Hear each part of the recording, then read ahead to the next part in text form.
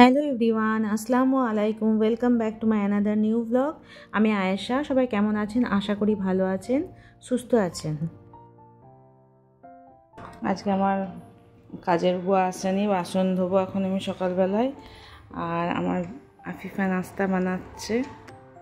আমরা আসলে মানে কাজের বুয়াদের উপর এমনি ডিপেন্ড হয়ে যাই যে একদিন না আসলে পরে আমাদের মনে হয় যেন কি একটা যেন প্রবলেম হয়ে যাচ্ছে।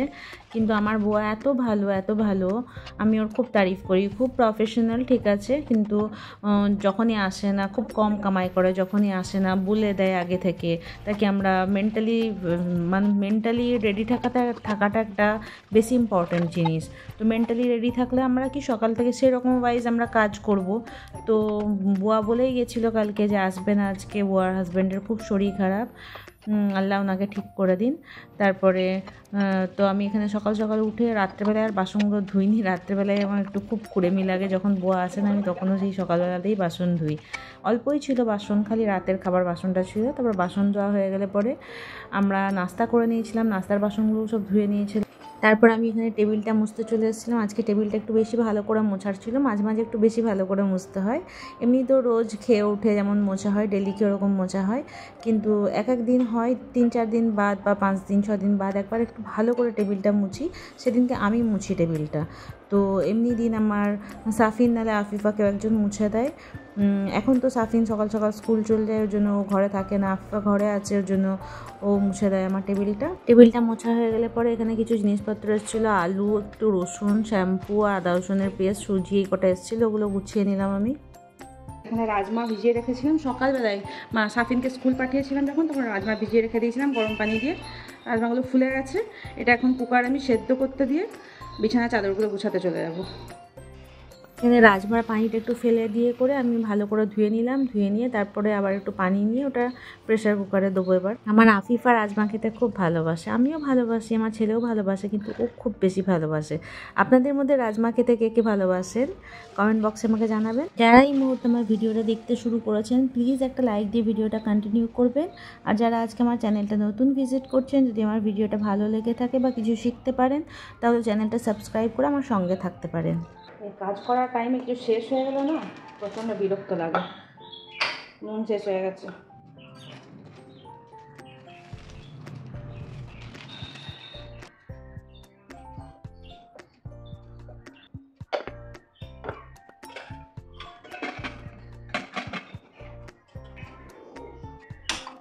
এটা একটা সিটি হলে আমি কম গ্যাস করে দেবো, দিয়ে 10-15 মিনিট রাখবো, তাহলেই হয়ে যাবে, রাজমাটা সেদ্ধ হয়ে যাবে। এখানে একটু পনির বার করে রেখেছি 400 গ্রাম মতন, 2 প্যাকেট আছে, 200 গ্রাম করে 400 গ্রাম। এই পনিরটা শাহি পনির রান্না করবো, ওই জন্য বার করে রেখেছিলো। ডিপ চেম্বার আমার ভরে রাখা ছিল, বরফ হয়ে গেছিলো পুরো, ওই জন্য বার করে রেখেছিলাম। আজকে সব শেষ, আজকে সব কিছু আমাকে ঢালতে হচ্ছে।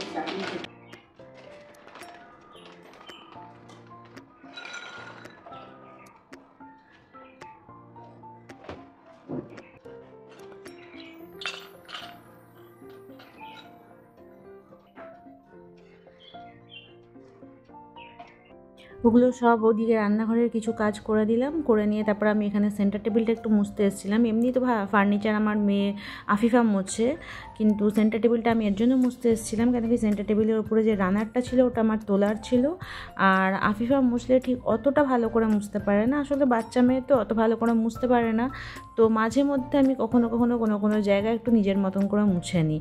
তো সেন্টার টেবিলে এই রানারটা বিছাবো বলে ওর জন্য আমি ভালো করে সব মুছে নিলাম একটুখানি। আর ওপরে যে জিনিসপত্রগুলো রাখা ছিল ওগুলো একটু ধুলো পড়েছিল, তো সব একটু ভালো করে মুছে নিয়ে সেদিনের মতো আমিই করেছিলাম এখানটা। বাকি সব ফার্নিচার ওই মুছেছিল যদিও বা।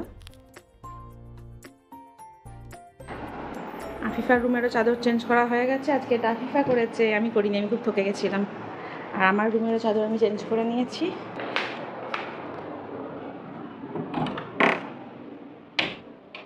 আমি আমার রুমের চাদরটা চেঞ্জ করলাম আর আমার শ্বশুরমশাইয়ের রুমের চাদরটা চেঞ্জ করলাম। তো এগুলোর ভিডিও তো আমি বানাইনি, এমনিই দেখিয়ে দিচ্ছি ব্যাস। সব ঘর পরিষ্কার করা হয়ে গেছে, কিন্তু বুয়া আসেনি বলে আজকে অনেক লেট হয়ে গেছে আমার এসব কাজ করতে করতে।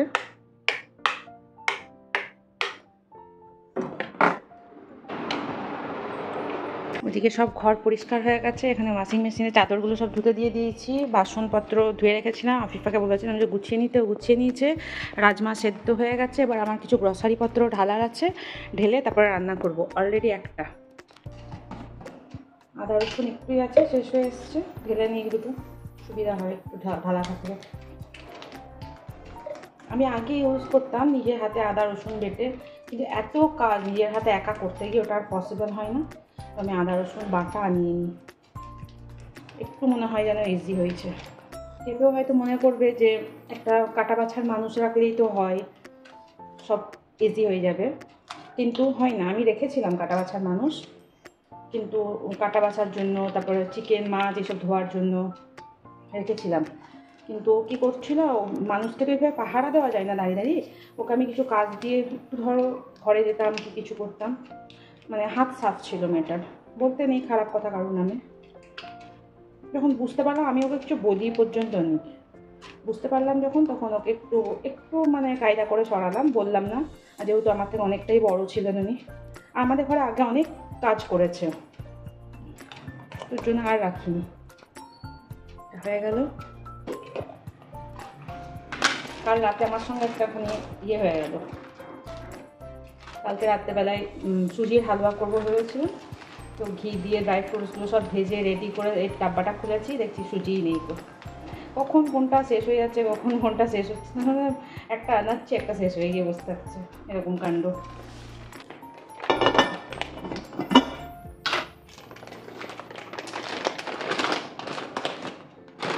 পাস্তা শেষ হয়ে যাচ্ছে। আমার মেয়ের এটা খুব ফেভারিট, মানে নাস্তা, বিকেলের নাস্তা, ও প্রায় দিন বানিয়ে খায়। পাস্তাও শেষ হয়ে এসছে, আনাতে হবে, ভুলে গেছি। তারপরে এখানে পোস্ত আনিয়েছিলাম, পোস্তটাও একটু ঢেলে নিলাম। পোস্তর তরকারি খেতে আমি খুবই ভালোবাসি, আমি, আমার সাফিন, আমাদের ঘরে সবাই পোস্ত খেতে ভালোবাসে। আফিফা ভালোবাসে কি ভালোবাসে না ঠিক অতটা বলেও না, কিছু বুঝতেও পারি না ওর পোস্তর ব্যাপারটা কী আছে। তো ঝিঙে পোস্ত, লাউ শাক পোস্ত, তারপর পেঁয়াজ পোস্ত, আলু পোস্ত খেতে খুবই মজা লাগে, প্রত্যেকটা পোস্ত তরকারি খেতে খুব মজা। তারপর এখানে ধরুন ছোলার ডালটাও ঢেলে নিয়েছিলাম, তারপর এখানে বিরিয়ানির চালটাও ঢেলে নিয়েছিলাম। বিরিয়ানির চালটা পুরোটা আঁটেনি, তো ওর মুখটাকে আমি একটা ইয়ে দিয়ে বেঁধে রেখে দিয়েছিলাম। থেকে লাস্টে এবারে তেলগুলোকে ঢালবো। এই তেলের প্যাকেটটা অ্যাকচুয়ালি আমি দুদিন আগেই কেটেছি, কিন্তু ঢালা আর হচ্ছে না। কবে থেকে একটা ফানেল কিনবো ভাবছি, ফানেলটা কিনলে ফটাফটের তেলগুলো ঢালা হয়ে যায়, এত সরু করে ঢালতে হয় না। কিন্তু অনেক কিছু কেনা হচ্ছে, ওটা ভুলে যাচ্ছি খালি আমি। কখনো কখনো এরকম হয়, ছোটোখাটো জিনিস কিনতে ভুলে যায়। ফানেলটা থাকলেই তেলগুলো পড়ে না, আর এই মুখগুলো এত সরু যে যতই সাবধানে ঢালি একটু না একটু তেল পড়বেই। তেলগুলো এর জন্য লাস্টে ঢালি, ওই তেল ঢালার পর আমি বোতলগুলো ধুইছি, ওর জন্য সবার লাস্টে তেল ঢালি। যাক, এটা পড়েনি আল্লাহর রহমতে, তাও ধোবো, না পড়লেও ধুই আমি। কেন কি 7 দিনের মধ্যে বোতলটা শেষ হয়ে যায়, দুটো বোতল 7 দিনের মধ্যে শেষ হয়ে যায়, মানে 1 লিটার তেল 7 দিনের বেশি যায় না, তেল কম যায় কি বেশি যায় না। তো 7 দিনের মধ্যে গাগুলোতে দেখি হালকা হালকা হালকা হালকা ধুলো পড়ে গেছে, ধুয়ে দিলে একদম চকচকে হয়ে যায়। এবার এখানটা একটু মুছে নিই, এখানটাতেও তেল লেগেছিল। এগুলো সব আমি ঢেলেছি, এতক্ষণ ধরে ঢেলেছি আর সাইড করেছি। এবার এগুলো যেখানে যেটা থাকে সেটা ফাটাফাট তুলে দেবো।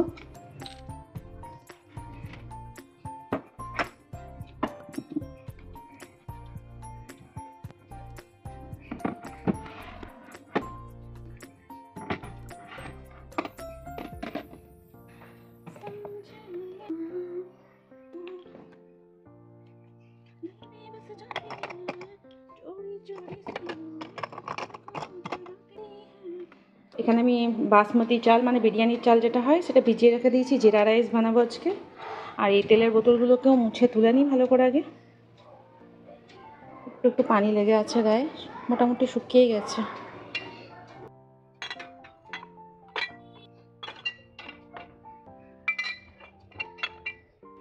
এই দুটো সর্ষের তেল থাকে, আর এটা রিফাইন্ড অয়েল থাকে, সাদা তেলটা। এটা আমি রাজমা রান্না করছি, রাজমাটা সেদ্ধ করা হয়ে গেছে, দিয়ে আমি তেলেতেই মশলাটা কষা হয়ে গেছে আমার অ্যাকচুয়ালি, এটা শুটিং করতে ভুলে গেছিলাম। তেলেতে আদা রসুন পেস্ট দিয়েছিলাম, দিয়ে রেগুলারে যে মশলাগুলো হয় নুন, হলুদ, ধনে, জিরে পাউডার, লঙ্কা গুঁড়ো পাউডার সব দিয়ে ভালো করে কষে নিয়েছি। এটা অল্প একটু পানি দিয়ে এবার একটু টমেটো পিউরি বানিয়েছিলাম, সেই টমেটো পিউরিটা দিয়ে দিলাম। মিক্সার গ্রাইন্ডারে জারটাকে ধুয়ে একটু পানি দিয়ে দিলাম। এটা আমি একটু বেরেস্তা বানিয়েছিলাম, বেরেস্তাটাকে একটু পানি দিয়ে পেস্ট করে নিয়েছি, ওটাতে দিয়ে দেবো। জারটা ধুয়ে একটুখানি পানি দিয়ে দিলাম, তাহলে যেটুকু ছিল বেরিয়ে চলে আসবে সবটা। এই মশলাটা যখন কষবেন না তখন অবশ্যই নুনটা একটু সাবধানে দেবেন, কেন কি রাজমা সেদ্ধ করার সময়তেও আমি নুন দিয়েছিলাম। মশলা কষা হয়ে গেছে, এবার তেল বেরিয়ে চলে আসছে মশলা থেকে। এই যে খুব সুন্দর কষা হয়ে গেছে। এই রাজমাটা সেদ্ধ করে রেখেছিলাম, ওটা পানি সমেত দিয়ে এতে ঢেলে দেবো। এটার আর দরকার নেই, এটা তুলে নিলাম। আমার আফিফার ফেভারিট রাজমা, ও রাজমা খেতে খুব ভালোবাসে, আমিও ভালোবাসি, কিন্তু ও প্রচণ্ড বেশি ভালোবাসে। এবার আমি এই হাঁড়িটা ভেতর দিকে করে দেবো, কেন কি এখানে আমার অন্য রান্না করার আছে। এই কড়াইটাতে আমি কিছু করিনি, খালি বেরেস্তা করেছিলাম, ওর জন্য তেলটা আছে। আমি শুধু তেলের মধ্যে করছি এটা, আপনারা চাইলে বাটারও এর মধ্যে অ্যাড করতে পারেন। আমি এখন বাটার দেবো না, একটু পরে বাটার দেবো। এতেতে আমি তেজপাতা দিলাম, 12-14টা মতন কালো গোলমরিচ দিলাম গোটা, একটা বড় এলাচ দিলাম, একটা দারচিনি দিলাম, 4টে ছোটো এলাচ দিলাম, আর 7 থেকে 8টা লবঙ্গ দিলাম। দিয়ে এতে 1.5খানা মতন পেঁয়াজ কেটে রেখেছিলাম, পেঁয়াজটাও দিয়ে দিলাম। এবারে 5-6টা টমেটো এখানে নিয়েছিলাম, টমেটোগুলো আমার একটু ছোটো, আপনাদের কাছে যদি একটু বড় মিডিয়াম সাইজের টমেটো হয় তাহলে 4টে দেবেন। আর আমি কিছুটা কাজু ভিজিয়ে রেখেছিলাম, যদি আপনারা না ভিজিয়ে রাখেন গোটা এমনিও দিতে পারেন। 15-20টা মতন কাজু ভিজিয়ে রেখেছি। এখানে আপনারা আদা রসুনের পেস্টও ইউজ করতে পারেন, আমি গোটা আদা রসুন ইউজ করছি। যে এতগুলো রসুনের কোয়া দিচ্ছি, প্রায় 10-12টা আছে। আর এই সাইজের একটা আদাকে কুচি কুচি করে কেটে দিয়ে দেবো। 4টে কাঁচা লঙ্কা, অল্প একটু ধনেপাতার ডান্ডিগুলো দেখে একটু বেশি করে নেবেন। হ্যাঁ, পাতাটা না দিলেও হবে, ডান্ডিটা দিলেই হবে। ডান্ডিয়া থেকে খুব একটা সুন্দর স্মেল আসে।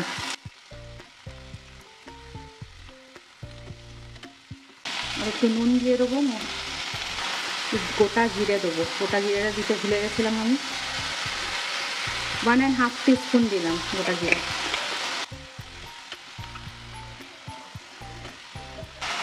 আর দেবো 3টে কাশ্মীরি শুকনো লঙ্কা।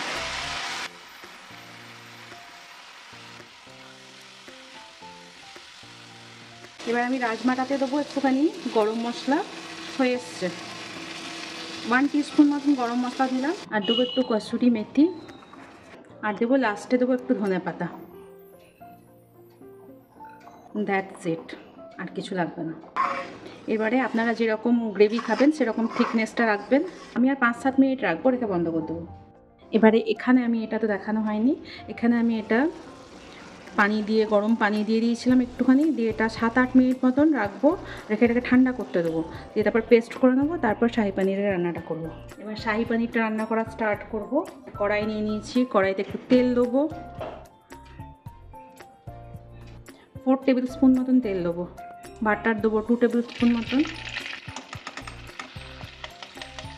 এটা আমি অনেকক্ষণ এতে কেটে রেখেছিলাম, আমি 3-4টে কাঁচা লঙ্কা আর কিছুটা আদা জুলিয়ান কাট করে কেটে রেখেছিলাম, ওটা দিয়ে দিলাম। দিয়ে একটু তেলেতে সটে করে নেবো একটুখানি। এতে আমি নিয়েছি 1/2 কাপ মতন দই, আর ওতে রেগুলারে যে মশলাগুলো হয় 1 টিস্পুন ধনে, 1 টিস্পুন জিরে, 1 টিস্পুন লঙ্কা গুঁড়ো পাউডার, 1 টিস্পুন হলুদ গুঁড়ো পাউডার দিয়ে এটাকে আমি উইস্কটা দিয়ে একটু ফেটে নেবো। স্মুথলি ফেটে নিয়েছি। এবার এটাকে গ্যাসটাকে কম করে এটা মিলিয়ে দিলাম।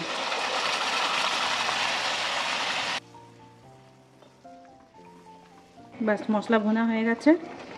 এবার এতে আমি এই মশলাটা দিয়ে দেবো, যেটা আমি অনেকক্ষণ আগে বানিয়ে রেখেছিলাম, বানিয়ে ঠান্ডা করে পেস্ট করে নিয়েছিলাম। আপনারা চাইলে এই মশলাটাকে একটুখানি চালনিতে ছেঁকে নিতে পারেন, ছাঁকনিতে, বড় কোনো ছাঁকনা নিয়ে স্ট্রেনার নিয়ে ওতে ছেঁকে নিতে পারেন। আজকে আমার একটু তাড়াতাড়ি ছিল, ওই জন্য ছেঁকে নিই। ছেঁকে নিলে গ্রেভিটা আরও বেশি স্মুথ হয়। এই জারটা ধুয়ে এইটুকুনি অল্প একটু পানি দেবো।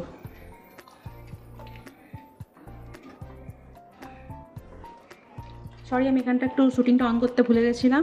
আমি এখানে গ্রেভিটা ফুটে গেছিলো, তো আমি পনিরটাও দিয়ে দিয়েছি। পনির আমি স্কোয়ার শেপে কেটেছি, আপনারা যে কোনো শেপে কাটতে পারেন। আর এখানে আমি কাঁচা পনির ইউজ করেছি, আপনারা চাইলে পনিরটা হালকা ভেজে নিতে পারেন। আর আমি এখানে একটুখানি ড্রাই কাসুরি মেথিও দিয়েছি 2 টেবিল স্পুন মতন। এটাকে আগে ফার্স্টে একটু রোস্ট করে নিয়েছিলাম, কাসুরি মেথিটাকে দিয়ে ক্রাশ করে দিয়েছিলাম। এবারে দেবো একটুখানি ফ্রেশ ক্রিম। মাঝে মাঝে আমার এরকম একটুখানি ভুল হয়ে যায়, ক্যামেরা অন করতে ভুলে যাই কখনো কখনো। এখানে অল্প করে দিলাম, 2 টেবিল স্পুন মতন দিয়েছি। আর দেবো একটু হানি। আপনারা হানির জায়গায় যদি হানি ঘরে না থাকে বা ইউজ না করতে চান, তাহলে এর জায়গায় চিনিও ইস্তেমাল করতে পারেন। 1 টেবিল স্পুন মতন আমি দিয়ে দিলাম হানি। এবার এটা একটু হালকা নেড়ে নেবো। ব্যাস, দ্যাটস ইট। এবার সার্ভ করব। কেমন হয়েছিল খাবার? খুবই মজার। আজকে করেছি জিরা রাইস, রাজমা, শাহি পনির, আর এই মাটনটা নার্গিসপা দিয়ে গেল, মানে আমার বড় বোন, ও দিয়ে গেছে। কি চলছে এটা? মোমো পার্টি। তারপরে তোদের খাবার পেট আছে, আমার তো সেই দুপুরে লাঞ্চ করেছি, ওটা এখনো মনে হচ্ছে ভর্তি হয়ে আছে। ফ্রাইড এনেছো? দুটো স্টিম। এবার একদিন তোমার আব্বু এলে বানাবো মোমো, ইনশাল্লাহ।